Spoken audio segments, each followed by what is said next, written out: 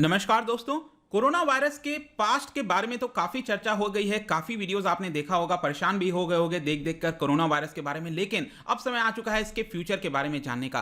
क्या corona virus पूरी तरह से वैनिश हो जाएगा या फिर ये हमारे बीच ही रहने वाला है, किस तरह से रहने वाला है, क्यों हम ये टॉपिक पढ़ रहे हैं, इन सब के बारे में डिटेल से आज मैं आपको बताने वाला हूं। इनफैक्ट आपका जो नॉलेज है कोरोना वायरस को लेकर और ज्यादा ब्रॉडन करने की आज मैं कोशिश करूंगा। चलिए आगे बढ़ते हैं। मैं हूं अंकित अग्रवाल और अपडेट के लिए आप मुझे फॉलो कर सकते हैं इंस्टाग्राम, फेसबुक और ट्विटर पर। मेरे लेक्चर की हर पीडीएफ आपको फेसबुक पर तो मिलेगी ही, प्लस साथ में आप मेरा टेलीग्राम चैनल ज्वाइन कर सकते हैं by searching Ankit Agrawal official. और अगर आप यूपीएससी की तैयारी कर रहे हैं तो आप प्ले सुनहरा मौका स्टडी IQ लैब के लिए स्मार्ट कोर्सेज, जिसके थ्रू आप अपनी प्रिपरेशन और भी ज्यादा अच्छे तरीके से कर सकते हैं। तो यहां पर सबसे पहले देखते हैं दोस्तों, हम ये पढ़ क्यों रहे हैं, अचानक से फ्यूचर के बारे में क्यों बात होने लगी। क्योंकि यहां पर एक साइंस मैगजीन है जिसके अंदर एक मॉडल को प्रेजेंट किया गया है, स्टडी किया गया है, उसको पब्लिश किया गया है वहां पर, और उसके अंदर यह बताया गया है कि अगले कुछ वर्षों में जो SARS-CoV-2 है, देखिए नॉर्मली हम कोरोना वायरस बोलते हैं लेकिन कोरोना वायरस कई प्रकार के होते हैं। तो इस बार का जो कोरोना वायरस है उसका नाम क्या है? SARS-CoV-2। SARS का मतलब क्या होता है? Severe acute respiratory syndrome corona virus 2, क्योंकि पहला जो आया था वो भी चाइना से आया था 2002 के आसपास। ठीक है, तो ध्यान रखना ये CoV-2 है जो कि बताया गया है इस पर्टिकुलर मैगजीन के अंदर कि ये आगे आने वाले वर्षों में ये कॉमन कोल्ड की तरह हो जाएगा। यूजुअली आपने देखा होगा कभी ठंड या फिर जब सीजन चेंज हो रहा होता है तो यहां पर थोड़ा सा बुखार हो जाता है, थोड़ा सा फ्लू लग जाता है, इस तरह की चीजें हो जाती हैं। कुछ वैसा ही आपको आगे आने वाले समय में यहां पर दिखने वाला है। लेकिन यहां पर सबसे पहला क्वेश्चन आता है कि जब मैंने आपको बोला कोरोना वायरस कई प्रकार के होते हैं, तो इसका अर्थ क्या है? कितने प्रकार के होते हैं, कितने वो ह्यूमन को इन्फेक्ट कर सकते हैं? ये आपका जो डाउट है पूरी तरह से मैं अब क्लियर करने वाला हूं। देखिए यहां पर कोरोना वायरस जितने भी होते हैं उसमें से 7 ऐसे हैं जो कि ह्यूमन को इन्फेक्ट कर सकते हैं। तो ऑब्वियस सी बात है हमें किससे मतलब होना चाहिए? जो ह्यूमन को इन्फेक्ट कर सकते हैं। तो टोटल बताया जाता है कि 7 प्रकार के ऐसे कोरोना वायरस है। तो एक एक के बारे में मैं आपको बताने वाला हूं। सबसे पहला देखिए, जो मैंने आपको बताया था सार्स आया था, पहला जो सार्स आया था 2002 के आसपास, उसके अंदर जो फर्टिलिटी रेट था वो 10% के आसपास था। मतलब कि 100 लोगों को अगर ये इन्फेक्ट करता था तो 10 लोग यहां पर मृत्यु हो जाती थी। फिर दूसरा आप देखिए मिडिल ईस्ट रेस्पिरेटरी सिंड्रोम, ये भी एक तरह का कोरोना वायरस है, MERS जिसको बोलते हैं। इसके अंदर 35% के आसपास फर्टिलिटी था। इसका मतलब क्या हुआ कि 100 लोगों को होता है तो इसमें से करीब 35 लोगों की मृत्यु हो जाती है। लेकिन इस बार का अभी क्या चल रहा है, यह है आपका SARS-CoV-2। देखिएगा यहां पर फर्टिलिटी रेट बहुत ज्यादा नहीं है इन सब के मुकाबले। आप देखिए इसमें 10%, 35%, इसमें आई थिंक आपने देखा होगा भारत के अंदर तो फर्टिलिटी रेट बहुत ही कम है, लाइक 1% से कम है। लेकिन यहां पर आप देखिए पूरे विश्व का एवरेज अगर आप देखोगे तो 1 या 2% के आसपास ही आता है, उससे ज्यादा नहीं आता। मतलब 100 लोगों को होता है ये तो 1 लोगों की या फिर 2 लोगों की मैक्सिमम मृत्यु हो जाती है। तो इतना ज्यादा कॉज फॉर वरी नहीं है। लेकिन कॉज फॉर वरी क्या है? ये इसलिए है क्योंकि ये जो SARS-CoV-2 है वो पिछले वाले जितने भी हैं उनके मुकाबले ये ज्यादा तेजी से फैला है। तो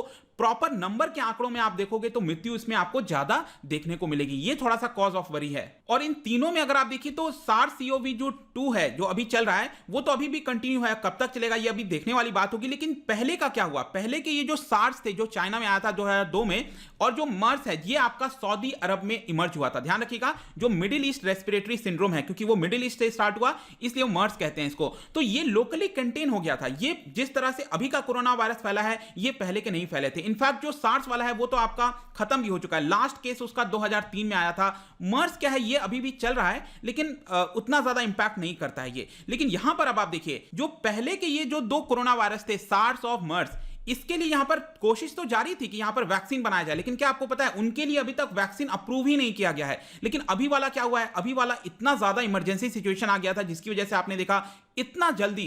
पहले का लास्ट रिकॉर्ड था कि कोई वैक्सीन अभी तक आज तक पूरे विश्व में कितना जल्दी प्रिपेयर हुआ है, 5 साल लगे थे मिनिमम, 4 साल 5 साल। ये वाला तो आपका महीनों में हो गया है, 1 साल के अंदर अंदर यहां पर वैक्सीन तैयार कर लिया गया है। और इसका मेन कारण क्या है, ये जो SARS-CoV-2 है पहले के मुकाबले जितने कोरोना वायरस हैं उनसे इतना ज्यादा जल्दी क्यों फैलता है? तो आपके एग्जाम पॉइंट ऑफ व्यू से याद रखिएगा स्पाइक प्रोटीन के बारे में। आपने देखा होगा कोरोना वायरस के अंदर ये जो स्पाइक प्रोटीन जो ऊपर जैसा क्राउन जैसा आपको देखने को मिल रहा है, स्पाइक प्रोटीन जो है ये आपके सेल से अटैच हो जाता है। तो इसका जो स्पाइक प्रोटीन है CoV-2 का, ये बाकी के इन दोनों के मुकाबले, सार्स और मर्स के मुकाबले ये थोड़ा सा डिफरेंट है। इसकी वजह से ये जो प्रोटीन है, इसकी वजह से ये आपके सेल्स में जल्दी अटैच हो जाता है, इसकी वजह से ये ज्यादा तेजी से फैल रहा है। ये मेन कारण है, ये आपको ध्यान रखना है। लेकिन नेक्स्ट यहां पर एक और क्वेश्चन आपके मन में आएगा। मैंने आपको टोटल 7 कोरोना वायरस के बारे में बताया, जिसमें से 3 की हमने चर्चा कर ली, बाकी 4 का क्या हुआ? तो बाकी 4 के नाम आप यहां पर देख सकते हो, ये यहां पर लिखा हुआ है, जिसमें से पहला जो इमर्ज हुआ था वो 1960s के मध्य में हुआ था, 1964-65 के आसपास।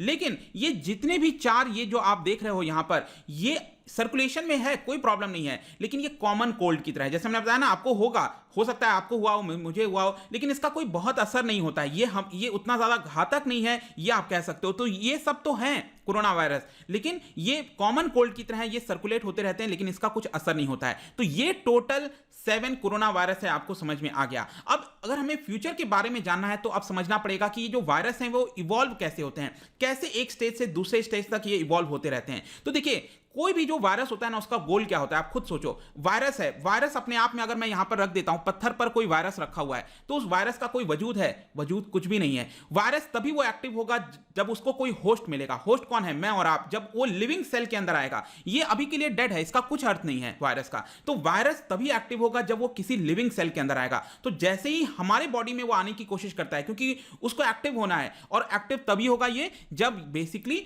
लिविंग सेल के साथ वो अटैच हो जाएगा। तो यहां पर अब सोच के देखो एक और इंपॉर्टेंट चीज, क्या वो वायरस आपको मारना चाहता है? वायरस आपको मारना नहीं चाहता। Let me tell you, virus जो है वो आपको एक तरह से सरवाइव करना चाहता है। वो चाहता है कि आप जिंदा रहो, क्योंकि आप जब जिंदा रहोगे तभी वो वायरस का कुछ अस्तित्व है। वायरस का अस्तित्व तभी है जब कोई होस्ट उसको मिलेगा। अगर होस्ट ही नहीं होगा तो वायरस का कुछ अस्तित्व नहीं है। तो यहां पर इवॉल्व अगर आप देखोगे, जो वायरस इवॉल्व होते हैं वो यही कोशिश करते रहते हैं कि आगे चलकर वो आपको बहुत ज्यादा इंपैक्ट ना करें, कहीं ऐसा ना हो जाए आपकी मृत्यु हो जाए, क्योंकि आपकी मृत्यु हो गई तो आप डेड हो गए, वायरस भी एक तरह से डेड हो गया। तो ये मेन चीज है, आपको समझना है वायरस के इवोल्यूशन से। अब ये जो इवोल्यूशन है पूरा वायरस का, अब आप देखिए ये कई सारी चीजों पर डिपेंड होता है, कई सारे फैक्टर्स होते हैं, जैसे कि वायरस किस प्रकार का है, होस्ट कैसा है, आपकी बॉडी की क्षमता कैसी है, आसपास का एनवायरनमेंट कहता है, कई सारे फैक्टर्स पर डिपेंड करता है। तो ये वाला जो लेटेस्ट सार्स CoV-2 है जिसकी हम चर्चा कर रहे हैं, ये काफी तेजी से इवॉल्व हो रहा है, बाकी वायरस के मुकाबले वो उतना इवॉल्व नहीं हो रहा है। और ये इवॉल्व क्यों इतना तेजी से हो रहा है, ये आखिरी स्टेज तक कैसे जा रहा है?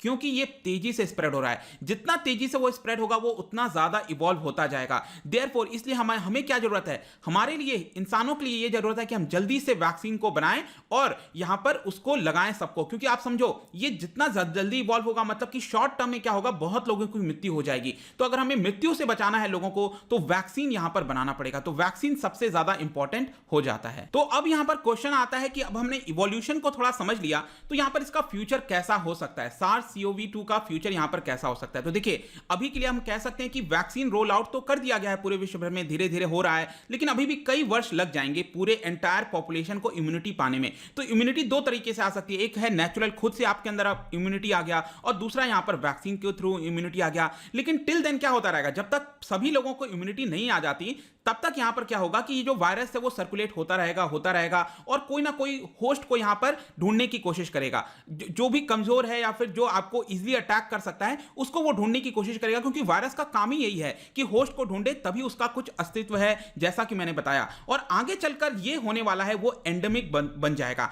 एंडेमिक का मतलब क्या होता है? आपने पैंडेमिक सुना होगा, ये कोरोना वायरस पैंडेमिक हो गया था। पैंडेमिक का मतलब बहुत ज्यादा जो है तेजी से फैल रहा था, लोगों की मृत्यु हो रही थी। एंडेमिक का ये मतलब होता है कि ये कॉमन हो जाता है, ये बहुत ज्यादा घातक नहीं होता है, मतलब कि मृत्यु नहीं होती है बहुत ज्यादा इसकी वजह से, लेकिन ये सभी लोगों में फैल रहा होता है, कॉमन होता है ऐसा डिजीज, उसी को हम एंडेमिक डिजीज कहते हैं, जो काफी कॉमन है। जैसे कॉमन कोल्ड हो गया, एंडेमिक है, सभी के में होता रहता है। तो बेसिकली यहां पर कहने का अर्थ यह है कि मेजॉरिटी ऑफ पॉपुलेशन को जब वैक्सीन लग जाएगी तो उनके अंदर इम्यूनिटी आ जाएगी, या फिर वैक्सीन नहीं लगी है, नेचुरल इम्यूनिटी आ गई, तो आगे चलकर क्या होगा कि ये एंडेमिक बन जाएगा। ये एक कंक्लूजन है इसका। दूसरा यहां पर अब आप समझिए, मैंने आपको पहले ही बताया था कि वायरस के इंटरेस्ट में नहीं है कि वो आपको मारे, ठीक है? मतलब कि अब आप देखो आगे चलकर क्या होगा, सपोज अभी जितनी भी पॉपुलेशन है हमारी, सबको इम्यूनिटी आ गई, लेकिन जो आगे आने वाली पीढ़ी है, जो बच्चे हैं, यंग चिल्ड्रन है, क्या उनके अंदर पहले से इम्यूनिटी है? नहीं है। तो अब वायरस, अब आप देखिए क्या करेगा कि आपके अंदर इम्यूनिटी आ गई, सब ठीक है, तो धीरे धीरे जो यंग चिल्ड्रन है उनको अटैक करने की कोशिश करेगा यहां पर जो वायरस है, क्योंकि उसको तो होस्ट चाहिए। यहां पर आपके अंदर इम्यूनिटी आ गया, इसका मतलब क्या है? आप वायरस को दूर कर दोगे,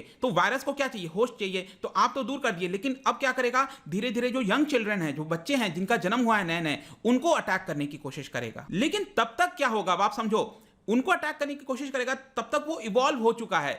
वायरस आपको मारना नहीं चाहता, ठीक है, तब तक वो इवॉल्व हो चुका है। तो बच्चों पर जब ये असर करेगा, जब ये अटैक करेगा, तो बच्चों को उतना असर नहीं होगा, वो माइल्ड होगा। क्यों? क्योंकि ऑलरेडी वो इवॉल्व हो चुका है। आई होप कि अब आप चीजों को कनेक्ट कर पा रहे होगे कि इसका फ्यूचर किस तरह आपको दिखने वाला है। लेकिन इसका मतलब क्या है कि किसी बच्चे की मृत्यु नहीं होगी? हो सकती है, ऐसा नहीं है। देखो, इस हार्मलेस मतलब कि पूरी तरह से हार्मलेस है, हम ऐसा नहीं कह सकते हैं। कॉमन कोल्ड की तरह ये हो जाएगा, बच्चों में भी होता रहेगा, लेकिन कुछ बच्चों की मृत्यु भी आएगी। जैसे कि फॉर एग्जांपल आज के डेट में आपने देखा होगा सीजनल इन्फ्लुएंजा का वैक्सीन है, ठीक है, तो कई लोग इन्फेक्ट होते हैं इसकी वजह से, लोगों के अंदर इम्यूनिटी है, लेकिन क्या किसी की मृत्यु नहीं होती है? टेंस ऑफ थाउजेंड्स ऑफ लोगों की मृत्यु होती है सीजनल इन्फ्लुएंजा की वजह से। तो इसका मतलब ये नहीं है कि कोरोना वायरस की वजह से किसी की मृत्यु नहीं होगी, लेकिन उतना ज्यादा इस तरह से हमें देखने को नहीं मिलता है। और इसका एक ऑल्टरनेटिव, अगर हम फ्यूचर की बात कर रहे हैं, तो फ्यूचर में एक चीज तो आपको समझ में आ गया कि ये कॉमन हो जाएगा पूरी तरह से, लेकिन एक ऑल्टरनेटिव ये भी है।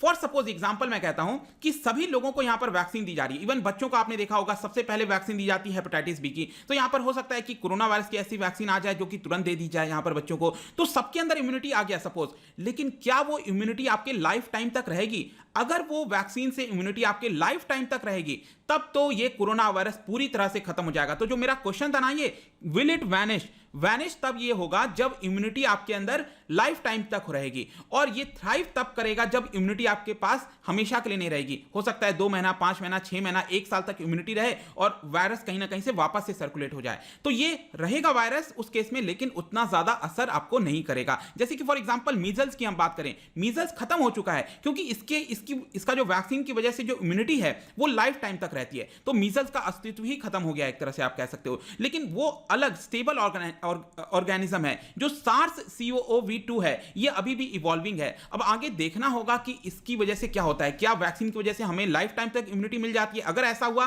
तो ये वैनिश हो जाएगा, लेकिन अगर पूरी तरह से इम्यूनिटी नहीं रहती है तो ये थ्राइव तो करेगा, रहेगा, लेकिन उसका असर कम होगा। आई होप कि आपका जो क्वेश्चन था, ये जो क्वेश्चन हम पढ़ रहे थे, फ्यूचर ऑफ कोरोना वायरस कैसा होने वाला है, इसका जवाब अब आपको मिल गया होगा। जाने से पहले मैं आपके लिए क्वेश्चन लाया हूं वायरस से ही रिलेटेड। अगर आपने मेरा पूरा वीडियो ध्यान से सुना होगा तो आई एम श्योर अगर आप इसको अच्छे से करने की कोशिश करोगे दोनों स्टेटमेंट को, तो आप डेफिनेटली कर पाओगे।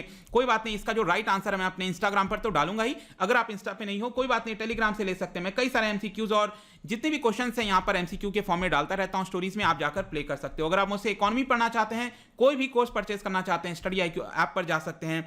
आई होप कि ये वीडियो आपको पसंद आया होगा। मिलता हूं आपसे next time, till then thank you very much, see you soon.